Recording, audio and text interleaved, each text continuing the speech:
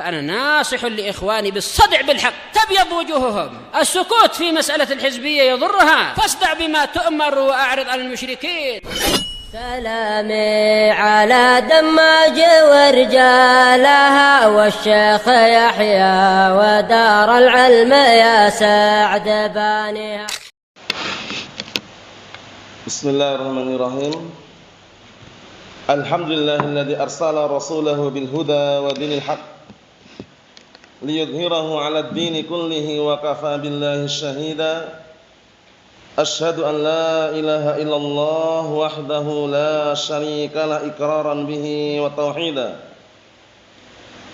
وأشهد أن محمدا عبده ورسوله صلى الله عليه وعلى آله وسلم تسليما مزيدا لا نبي بعده.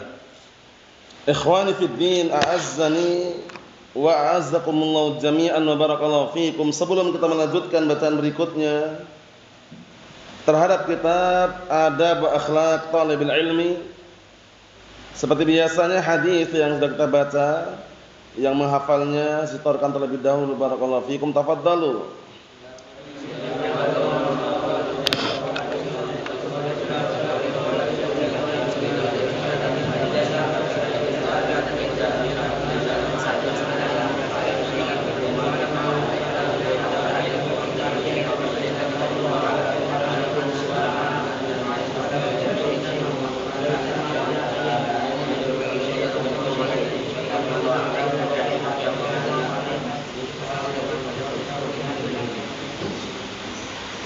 Naam, ahsantum barakallahu fiik, a'anakumullah. Kita lanjutkan berikutnya. Kita ambil satu hadis aja karena tidak terlalu panjang juga, tengah-tengah. Qala al-mu'allif asbahullah al-afdalu an yakuna makanu ta'lim fil masjid. Bab yang baru yang diletakkan oleh al-mu'allif di sini sangat bagus sekali. Perlu kita renungi, kita pahami baik-baik. Kata beliau, al-afdal an yakuna makanu ta'lim fil masjid. Yang afdal tempat untuk belajar itu di masjid. Kenapa kira-kira? Karena yang ada keutamaan khusus, nas dalil. Nah, barakallahu fiik.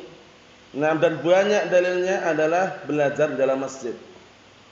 Mulai di dalam masjid sumber ketenangan. Masjid adalah salah satu rumah-rumah Allah. Kemudian masjid adalah tempat yang paling Allah tercintai daripada tempat-tempat yang ada. Oleh karena itu keutamaannya besar.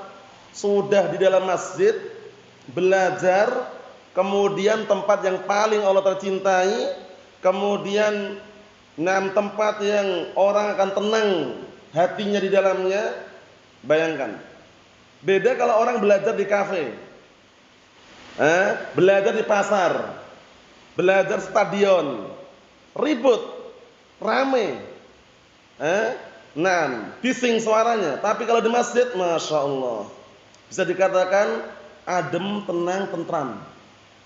Dalilnya sebelum kita baca, untuk sebagai muqaddimah, hadis Abi Hurairah radhiyallahu anhu yang diriwayatkan oleh Imam Muslim, Rasulullah SAW mengatakan, wa majtama'a qaumun fi baitin min buyutillah yatluna kitaballah wa yatadarasunahu bainahum illa nazalat alaihimus sakinah wa khashiyatuhumur rahmah wa hafatihimul malaikah wa dzakarahumullah fi man indah.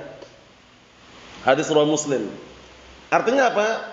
Tidaklah suatu kaum mereka berkumpul di salah satu rumah-rumah Allah, yaitu masjid, bukan pasar, bukan kafe. Dakwah kok di kafe? Allahul musta'an. Paham ya? Tapi di salah satu rumah-rumah Allah, masjid maksudnya. Apa yang akan terjadi barakallahu fiik? Di situ mereka membaca Al-Qur'an dan mengajarkannya, saling belajar Al-Qur'an. Apa hasilnya? Illa nazalat alaihimus sakinah, itu syahidnya. Niscaya akan turun kepada mereka ketenangan. Jadi kalau nyari ketenangan hati, tentram hatinya, tenang pikirannya, jangan di pasar. Jangan di kafe, jangan di stadion, tapi di masjid, masya Allah. Antum ingat salah satu orang yang mendapatkan jaminan naungan di suatu hari yang tidak ada naungan kecuali naungan Allah Subhanahu wa taala. Di antara mereka siapa? Wa rajulun qalbuhu mu'allaqun fil masajid. Orang yang hatinya itu terikat kuat dengan masjid. Kemana dia pergi nyari masjid. Kemana dia ada aktivitas tidak terlepas dari masjid. Masya Allah. Mafhum? Jadi masjid ini barakallahu fiik tempat yang paling Allah Ta'ala cintai dan tempat yang mulia. Ya kan? Sebagaimana sebutkan dalam hadis yang sahih dengan semakna, ahabbul amakin ilallahi azza wa jal masajiduha wa abghaduha aswaquha. Tempat yang paling Allah Ta'ala cintai itu masjidnya. Dan tempat yang paling Allah Ta'ala benci pasarnya. Jadi pahami? Makanya kalau orang datang ke masjid, nah barakallahu fiik, itu sudah menuju pada perkara yang baik di situ. Apalagi mempelajari Al-Qur'an, mempelajari Al-Qur'an dan As-Sunnah. Jadi tenang saja orang belajar di masjid barakallahu fiik, walaupun dia enggak dapat gelar, enggak dapat titel, wala ijazah, wala rapot, santai aja. Paham ya? Karena apa? Karena di rumah-rumah Allah Subhanahu wa taala. Coba antum perhatikan keutamaan masjid di sisi lain bagaimana? Man bana lillahi masjidan banallahu baitan lahu fil jannah. Barang siapa yang membangun masjid karena Allah, niscaya Allah Ta'ala akan bangunkan untuk dia rumah di surga. Masya Allah, masjid. Nah, jadi antum dan kita walaupun belajar di masjid, tidak di kelas-kelas, ya, tidak di jamiah-jamiah universitas misalkan, tapi dapat keutamaan. Lihat babnya ini. Al-afdalu an yakuna makan ta'lim fil masjid.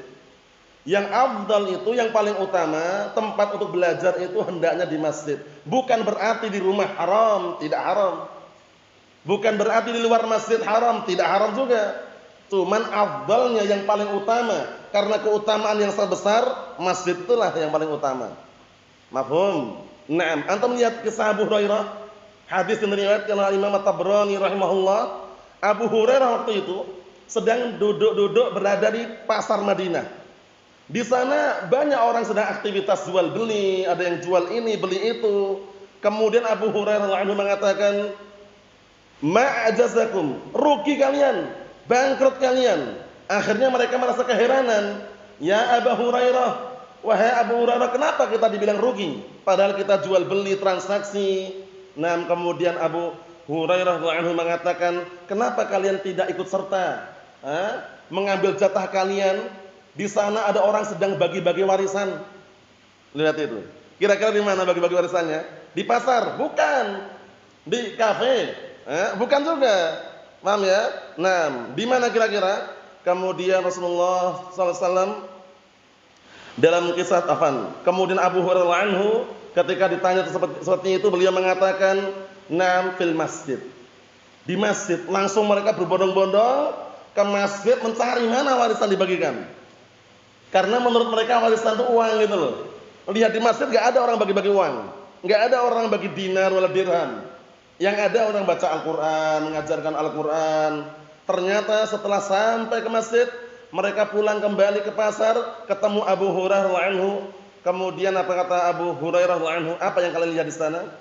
Kata mereka, kami tidak mendapatkan apa-apa katanya. Apa kalian melihat di sana orang baca Al-Qur'an, mempelajari Al-Qur'an? Kata mereka, "Na'am." Itulah warisan Rasulullah SAW. Di mana dapatkan? Di masjid.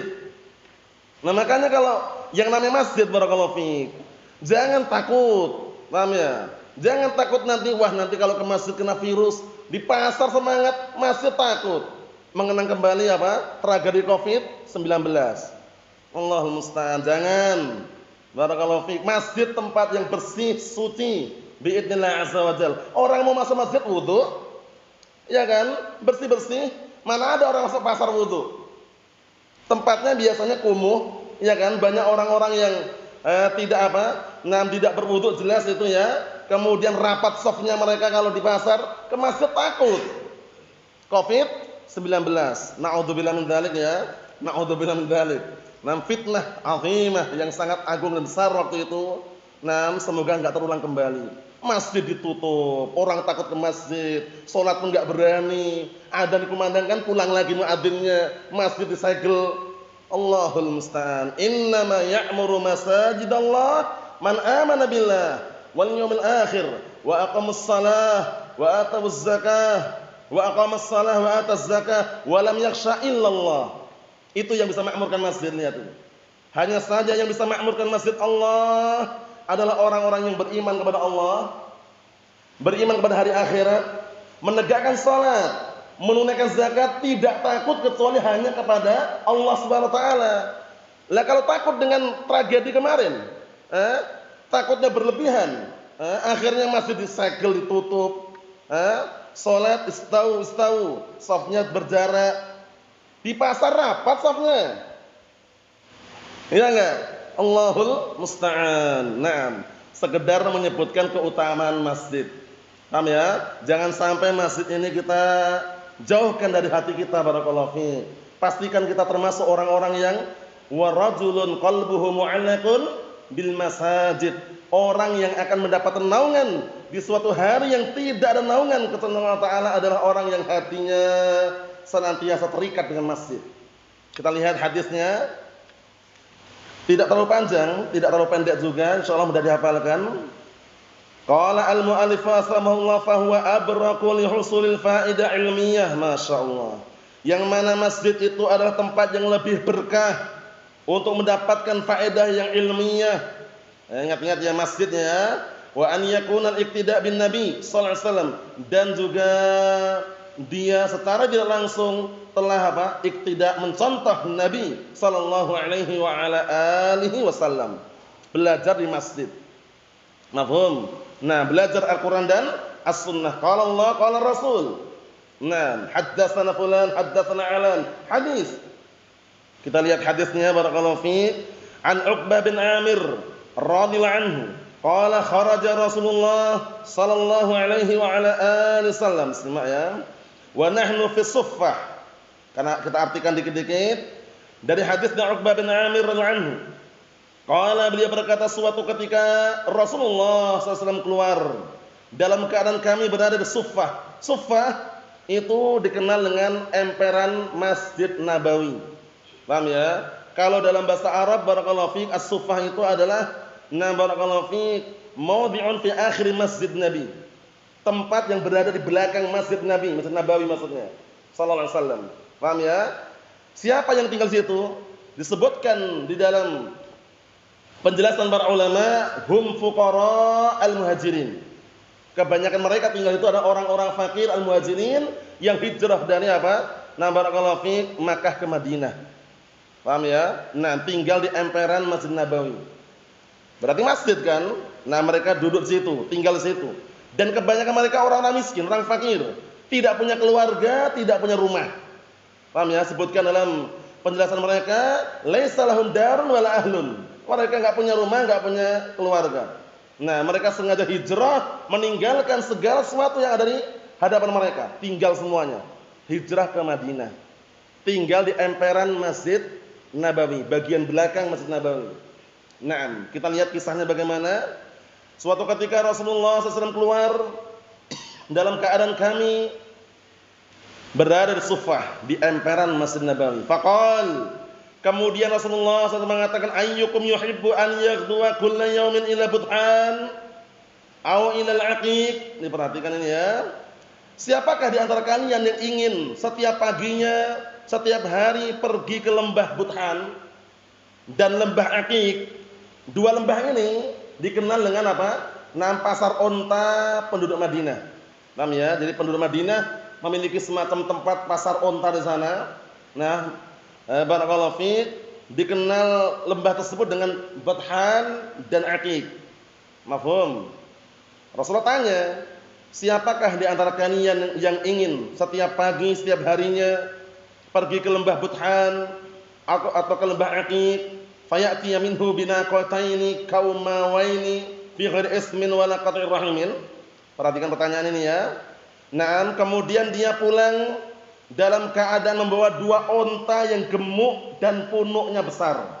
Kaumawain itu gemuk dan punuknya besar. Tahu punuk antum? Punuknya besar, gemuk badannya. Siapa yang tidak suka, bayangkan?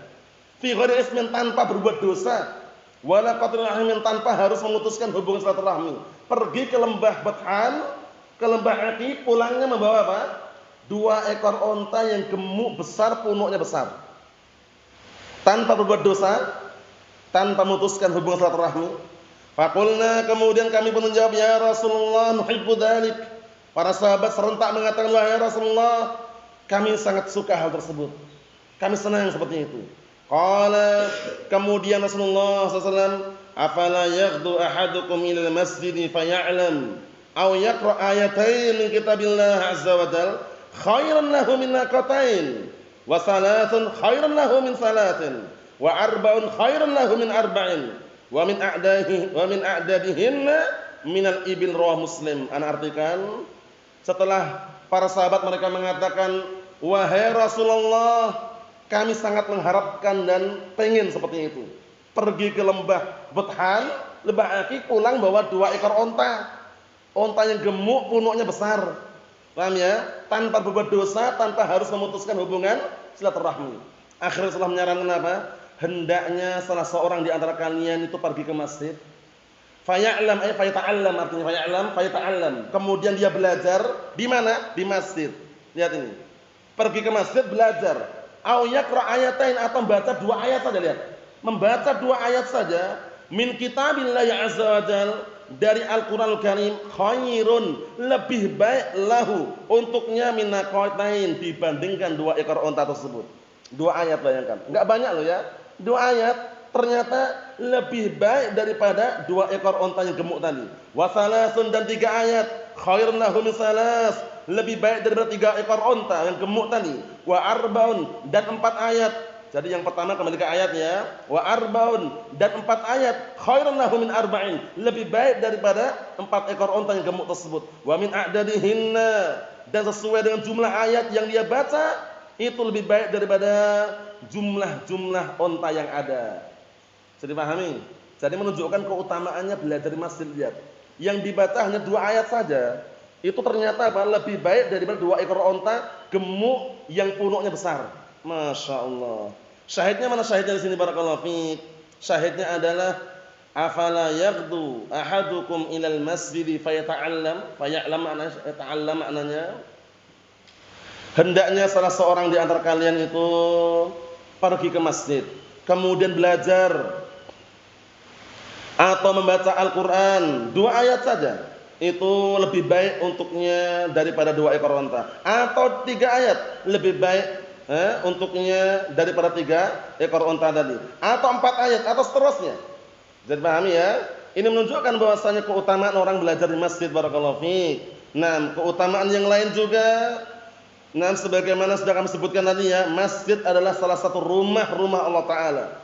Masjid adalah sumber ketenangan hati dengan seizin Allah Subhanahu wa Ta'ala. Jadi orang kalau mencari ketenangan kalau di pasar, salah atau tidak, Ishak? Salah. Nyari ketenangan di pasar. Pasar tempat transaksi jual beli. Paham ya? Nah, di sana kalam, di sini kalam. Bicara, banyak suara di sana. Kalau mau tenang di masjid, antum sekarang di masjid, tenang enggak kira-kira? Bang Fikri, tenang. Coba di pasar sana. Yang ini nawarkan, yang ini jual beli. Tapi di masjid, masya Allah, lihat ini. Duduk belajar di masjid, membaca 2 ayat Al-Quran 2 ayat Al-Quran, itu keutamaannya lebih baik daripada 2 ekor onta yang gemuk, yang punuknya besar. Jadi makna kaumawain itu adalah apa? 2 ekor onta yang gemuk, kabirus sanamihi, besar punuknya. Ini kalau orang Arab itu ya, ini udah bisa dikatakan harta kekayaan mereka ini, bagus sekali ini. Ciri khasnya ontanya gemuk, punuknya besar. Karena punuknya nih mahal ya, punuknya aja. Ini mahal. Dimasak ala Arab itu ya, sesuai dengan orang Arab, masya Allah. Paham ya? Punuknya aja itu besar, itu kalau dijual luar biasa itu. Nah, jadi pahami ya. Makanya kalau antum lihat dalam hadis itu, hadisnya Ali bin Abi Thalib ketika Rasulullah SAW hendak apa? Memberikan royah bendera kepada orang yang Allah Ta'ala cintai dan Rasulnya mencintainya. Dan orang tersebut mencintai Allah dan Rasulnya. Siapa maksudnya? Ali bin Abi Thalib. Di akhir hadis apa kata Rasulullah? Rasulullah SAW mengatakan, la an yahdiyallahu bika rajulan wahidan khairun laka min humrin na'am. Sungguh kalau seandainya Allah Ta'ala memberikan hidayah kepada salah satu orang aja, dengan sebab dakwahmu, itu jauh lebih baik daripada onta merah. Harta kekayaan orang Arab itu unta waktu itu. Paham ya? Nah, apalagi unta merah, gemuk badannya, punuknya besar. Masya Allah, itu dah luar biasa itu. Bisa dipahami? Nah. Kemudian keutamaan tadi apa? Bangun masjid. Orang bangun masjid itu nggak harus bangun full dari awal sampai akhir. Dia taruhlah nyumbang semen saja. Nyumbang semen loh yang dia nggak ikut bangun semuanya, ngasih semen untuk pembangunan masjid misalkan. Atau ngasih besinya, ngasih materialnya, ngasih pasirnya, masuk ikut bangun nggak? Keutamanya apa? Banallahu lahu baitan fil jannah. Lihat, niscaya Allah akan bangunkan bagi dia rumah di surga, masjid. Mafhum? Nah, kemudian apa tadi yang Anda sebutkan ini? Masjid tempat yang paling Allah Taala apa? Cintai. Ahabul amakin ilallah masajiduha wa abghaduha aswaquha. Tempat yang paling Allah cintai adalah masjidnya, dan tempat yang paling Allah benci adalah pasarnya. Bukan berarti kita haram masuk ke pasar ya. Boleh transaksi silakan, cuman kita menyebutkan keutamaannya. Paham ya? Keutamaan masjid, mafhum? Nah, makanya masjid enggak boleh diperuntukkan pribadi. Masjidnya fulan bin Alan, masjid pribadi. Kalau masjid apa? Wa annal masajida lillah. Wa annal masajida lillah. Dan bahwasanya masjid-masjid itu hanya milik Allah, wakaf karena Allah, bukan masjidnya fulan bin Alan. Paham ya? Nah, kalau penyebutan mungkin taruhlah itu dananya fulan bin Alan ya, yang membangun masjid itu, tapi untuk Allah Taala itu tidak masalah. Ya, mungkin karena apa? Baru kalau dia yang ngasih hartanya semuanya, tapi lebih baik kalau tanpa disebutkan namanya. Biar apa? Biar lebih baik dan bisa menjaga niatnya. Kalaupun orang sudah meninggal bagaimana? Allah Ta'ala lebih tahu keadaan siapa yang bangun masjid tersebut. Jadi enggak perlu sebutkan masjid fulan bin Alan misalkan. Kalaupun disebutkan, itu bukan masjid pribadi maksudnya. Paham ya? Mungkin di sana ada kampung namanya Bilal bin Rabah, atau kampung namanya Utsman bin Affan misalkan. Akhirnya masjid Utsman bin Affan.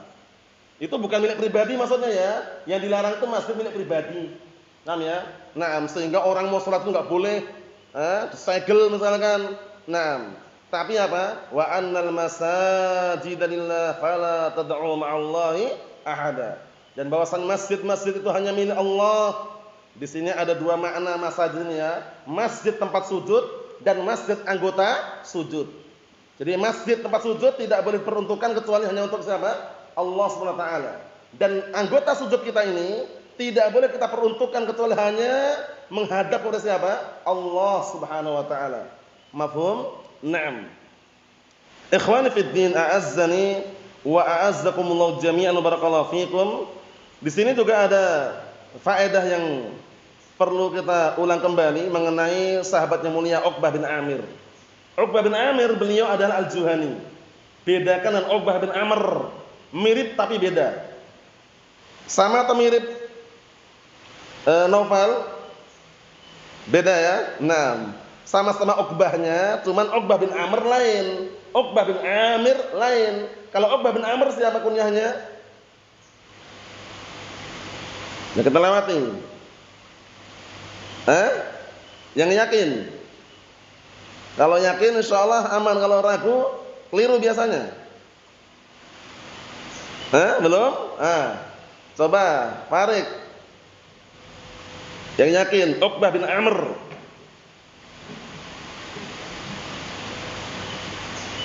Siapa kunyahnya? Kalau Uqbah bin Amir masyhur dengan nama Al-Juhani. Ada yang mengatakan Abu Hammad, Abu Fulan, tapi itu khilaf. Yang sahih dia masyhur dengan nama Uqbah bin Amir Al-Juhani.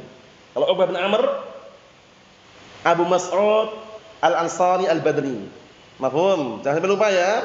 Dibedakan. Jadi Uqbah bin Amir itu sahabiyun jalil, sahabat yang mulia juga. Cuman kalau Uqbah bin Amr itu sahabat yang lain, kunyahnya Abu Mas'ud Al-Ansari Al-Badri. Mafhum? Naam. Kemudian yang terakhir barakallahu fi, di sini ada keutamaan untuk ashabus suffah yang mana mereka posisinya sangat sabar dan luar biasa. Tinggal di emperan Masjid Nabawi dalam kondisi tidak punya keluarga, tidak punya rumah, tapi mereka tetap bersabar dalam mencari ilmu. Sampai-sampai disebutkan sini mereka posisinya Rasulullah keluar, mereka dalam keadaan berada di emperan masjid tersebut, kemudian apa? Menanti dan menunggu ilmu yang datang dari Rasulullah sallallahu alaihi wa ala alihi wasallam. Oleh karena itu pastikan kita semuanya semangat barakallahu fiik untuk menghadiri majelis ilmu walaupun hanya sesaat saja karena keutamaannya sangat besar. Di samping dia telah menempuh jalan menuju surga, kemudian apa barakallahu fiik, para malaikat pun meletakkan sayap-sayap mereka kepada para pencari ilmu. Kemudian dengan dia hadir di majelis ilmu berarti dia berusaha untuk menghibur hatinya agar hatinya tenang, tentram dengan ilmu Al-Qur'an dan As-Sunnah. Nasallahu as-salamata wal afiyah walhamdulillahirabbil alamin.